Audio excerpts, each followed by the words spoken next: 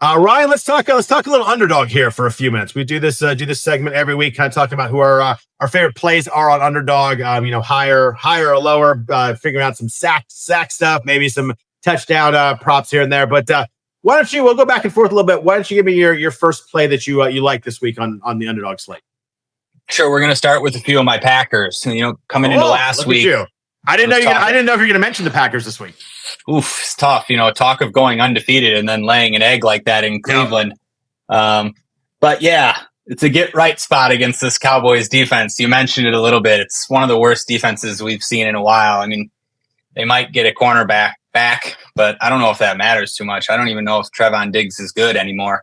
They just got shredded by Caleb Williams and the Bears. Frankly, they've gotten shredded in every game so far. They look like it's impossible for them to get stops. And I think it's kind of a prove it spot for Green Bay. I think they're going to be pretty upset about last week. Jordan Love too, he's been receiving some criticism. I think he goes off here. His passing yards number is 229.5. So I have higher on that. Sorry, it actually just went up to 232.5. So up 3 yards. We're still going to take that. Okay. Romeo Doubs, 42.5. That number is up 3 yards since yesterday too. We're still going to take that.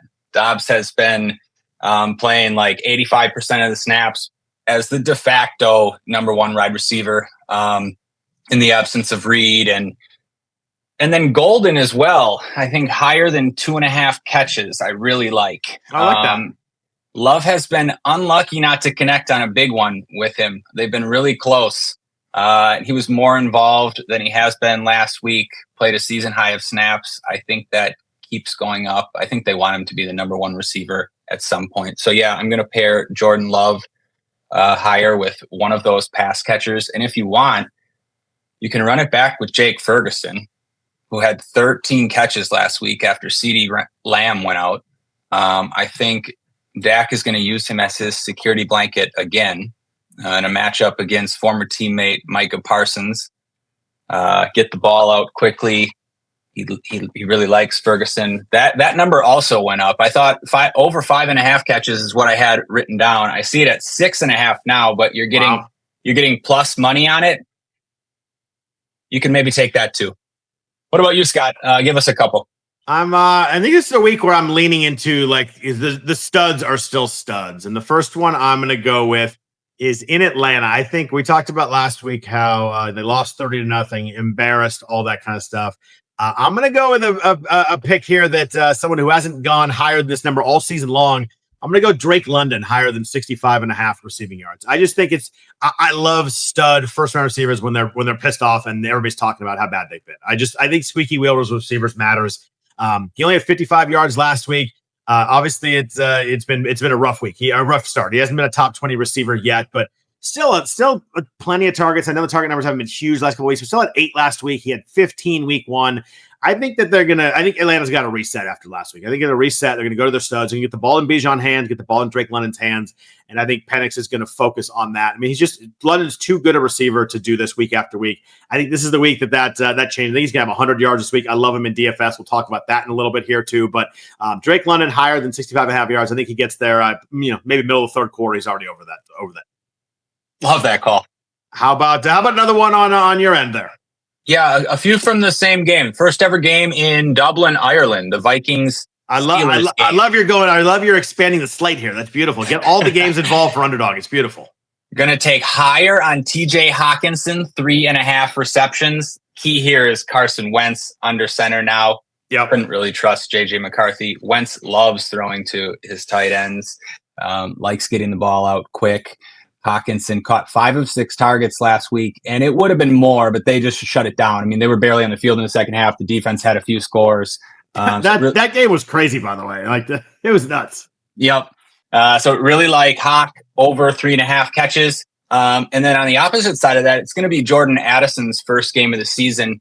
I'm going to take lower than 3.5 catches for Addison. Right. We don't get a lot of lowers on the show. I like it. Yeah. I just saw Wentz's completion prop is like 18.5. I think that game is going to be slow, grinded out. I just mentioned I like Hockenson. They also have Justin Jefferson. So In Addison's first game, I'm willing to go lower than 3.5 catches. And then on the other side, I'm willing to go lower than 4.5 catches for DK Metcalf.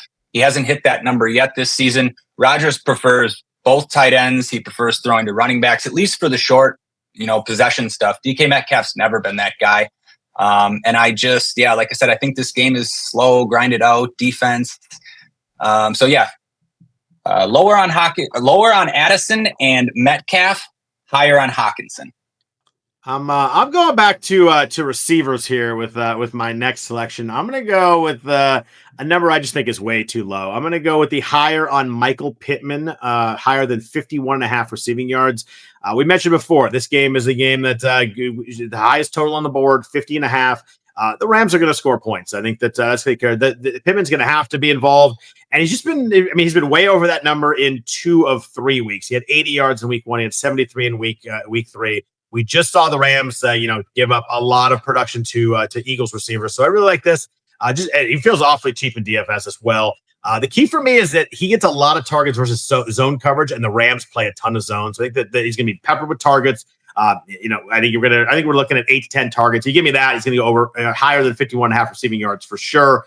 Really like Pittman this week, both an underdog and a DFS. So give me higher than 51.5 receiving yards all day long. Really like that. And then, really quickly, the Caleb Williams number puzzles me. We touted on him on here last week. He went way over, threw for 298. His numbers actually dropped this week and dropped since yesterday. It's 229.5. So Give me higher on Caleb Williams passing yards. Just because I want to do it, I'm going to take one lower. I really like the lower on Alvin Kamara rush yards this week, 49.5. This is a game where I just think the Saints are going to be behind too quick. I think he got a lot of receptions, a lot of receiving yards.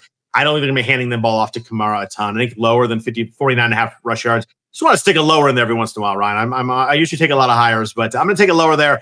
I just think that the way this game script works out, as long as Buffalo gets ahead, which I think it's pretty clear they will, I just don't think they're handing the ball off to him a lot. And if they're way behind and they're trying to run out the clock, they're going to hand it off to somebody else. They're not going to use Kamara touches if they're down 25. They're not going to hand the ball and let him run to the line. So I think kind of any way you play this out, I think that the Kamara rush yards are going to be lower this week.